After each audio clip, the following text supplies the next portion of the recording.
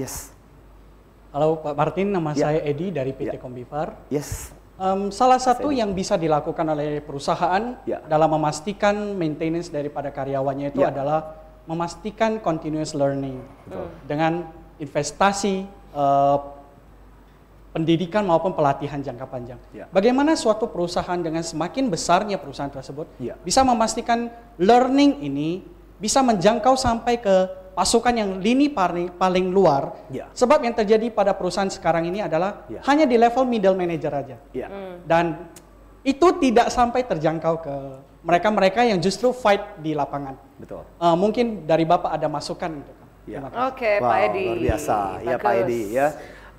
Ini mewakili keinginan level terluar gitu, tadi yang nggak dapat kesempatan. Dapat kesempatan untuk belajar ya.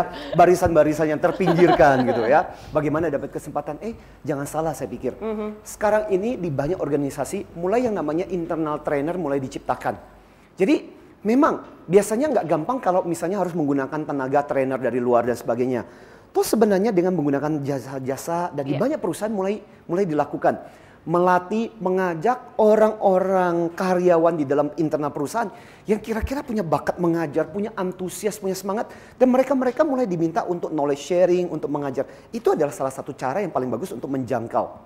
Ataupun misalnya, kalaupun enggak, saya merasa ini tantangan buat kita para manajer. Saya tahu cukup banyak juga manajer-manajer yang ada di sini dan juga mungkin Anda yang menyaksikan, yang mendengarkan acara ini, Anda yang pada posisi manajer atau leader.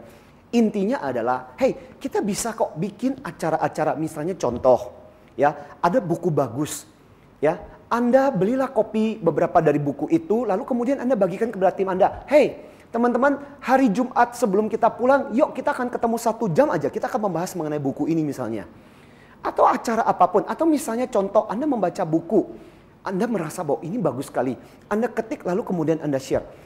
Saya pikir itu pun bisa menjadi bagian dari proses pembelajaran. Jadi intinya adalah proses pembelajaran pengajaran tidak harus selalu dalam situasi yang resmi kok.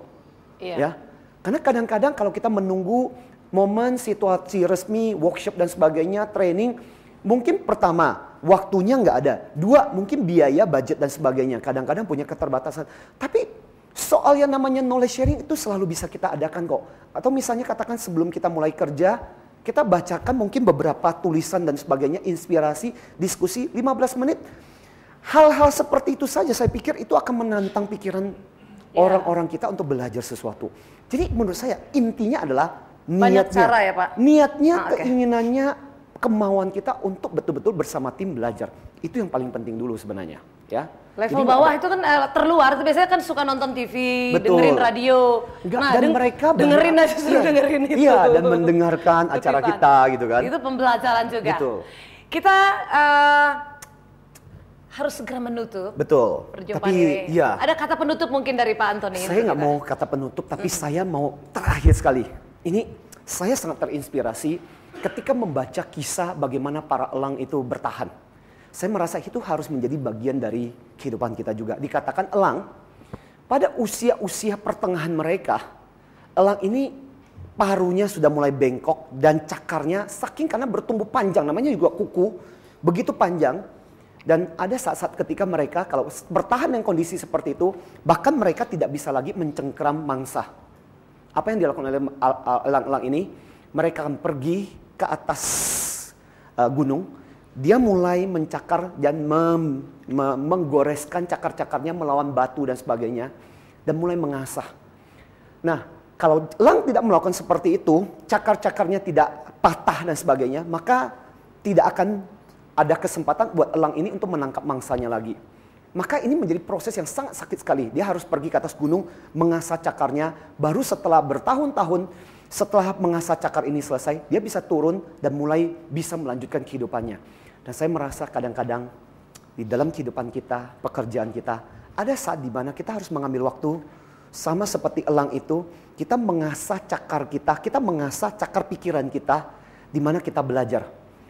Dengan cara seperti itulah kita bisa terus bertahan, kita bisa menyesuaikan, kita bisa menjadi orang yang bukannya berlalu karena pengetahuan kita sudah usang, tapi kita masih terus-menerus update dengan perkembangan dan tantangan di dalam organisasi buat kita. Ya, Luar itu yang saya biasa mau tuh katakan. tepuk tangan cerita tentang Yes. elang. Thank you Pak Antoni. Ya. Cerita tentang elang tadi pemirsa sekaligus menutup perjumpaan kita khusus dalam perjumpaan kita kali ini yang membahas tentang continuous learning. Terima kasih banyak untuk Bapak dan Ibu yang ada di Gold Gym Indonesia yang sudah hadir di sini. Dan juga tentu saja buat Anda pemirsa yang ada di rumah atau dimanapun Anda berada yang selalu setia dengan program Anugerah Inspirations. Sampai di sini perjumpaan kita. Saya Nadia Arduinata. Dan saya Anthony Dio Martin. Salam antusias. Sampai jumpa.